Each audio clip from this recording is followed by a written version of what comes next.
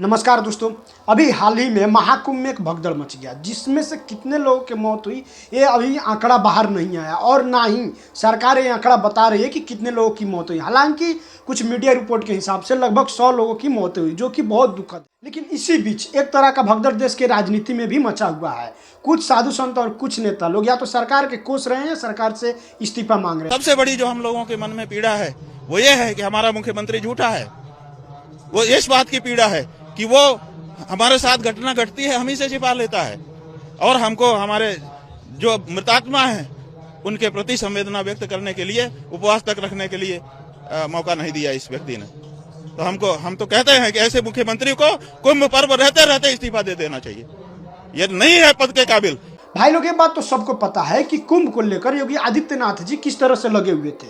बार बार प्रयागराज जाना, पूरे मंत्रिमंडल के साथ मां गंगा में डुबकी लगाना, इतना ही नहीं पूरे मंत्रिपरिषद के साथ प्रयागराज में बैठक करना और कई योजनाओं का मंजूरी देना। इससे स्पष्ट होता है कि योगी आदित्यनाथ जी कुंभ को लेकर कितना सीरियस थे और कितना सीरियस है।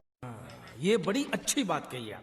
लेकिन आदरणीय अभिमुक्तेश्वरानंद जी महाराज जी को योगी जी से मुख्यमंत्री पद से इस्तीफा चाहिए और महाराज जी के नजर में योगी जी तो मुख्यमंत्री के योग्य है ही नहीं। वैसे में अभिमुक्तेश्वरानंद जी महाराज को मीडिया में धार्मिक मुद्दे पर कम और राजनीतिक मुद्दे पर ज्यादा बोलते हुए देखा जाता है।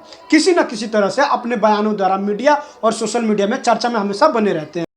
बात तो सही है।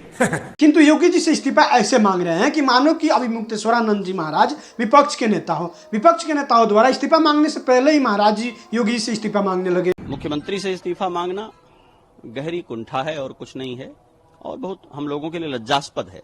एक महत्वपूर्ण पीठ के व्यक्ति को, एक बड़ी पहचान के व्यक्ति को इस तरह की ओछी बात नहीं करनी चाहिए।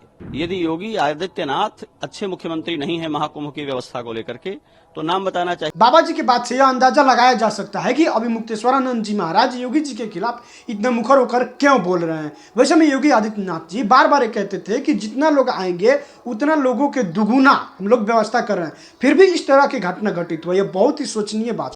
इस पूरे आयोजन में 40 करोड़ श्रद्धालु आएंगे, लेकिन तैयारी हमारी होगी 100 करोड़ श्रद्धालुओं की व्यवस्था। सबसे निंदनीय बात यह है कि इस तरह के घटना के बाद कुछ लोग गिद्ध की तरह अपने आप को चमकाने की कोशिश कर रहे हैं तो कुछ लोग अपनी राजनीति को चमकाने की कोशिश कर रहे हैं। मरना सबको है, पर कोई गंगा के किनारे मरेगा तो वो मरेगा नहीं, मोक्ष पाएगा। यहां मरे नहीं है कोई। हाँ, ये है कि असमय चले गए तो दुख है, पर जाना तो सबको है। ये बात तय है कि कोई 20 साल बाद जाएगा, कोई 30 साल बाद जाएगा, हमें भी जाना, तुम्हें भी जाना। वो असमय चले गए तो इस बात का दुख है, लेकिन उनकी मृत्यु नहीं हुई है। सच कहें, उनको मोक्ष मिला है। बागेश्वर धाम वाले बाबा यानी धीरेन्द्र शास्त्री जी को इस देश में कौन नहीं जानता है। धीरेन्द्र शास्त्री जी यानी बागेश्वर धाम वाले बाबा जी की इस देश में लोकप्रियता इतना तेजी से भागा जितना तेजी से चाइना की इकोनॉमी नहीं भागा। कुछ भी। वैसे में बाबा जी तो हमेशा सुर्खियों में बने रहते हैं। कभी पर्चे निकालने की वजह से सुर्खी में बने रहते हैं तो कभी इस देश को हिंदू राष्ट्र बनाने की वजह से सुर्खी में बने रहते हैं। वैसे में बाबा जी के इस बात पे ये जो सामने बैठी पब्लिक ताली बजा रही है, उनके बुद्धि पे हमें तरस आ। बाकी के संत ऐसे कह रहे हैं उनको मोक्ष की प्राप्ति हो गई, उनकी जिंदगी यहीं तक थी और वैसे भी लोग आते हैं मोक्ष। इन्हीं का मोक्ष करवा दो। अगर वो तैयार हों तो हम अभी धक्का मार करके उनका भी मोक्ष कराने के लिए तैयार हैं। वैसे में इस देश की जनता बहुत समझदार है। इस देश की जनता को सब पता है कि किनको पूजना है, किनको नहीं पूजना है, किनको अपने सिर पे बैठाना है, किनको अपने सिर पे नहीं बैठाना है। सबसे बड़ी बात यह है कि शिखर पे बैठने से काग गरुड़ नहीं बन जाता है। खत्म। Bye bye, tata, good bye.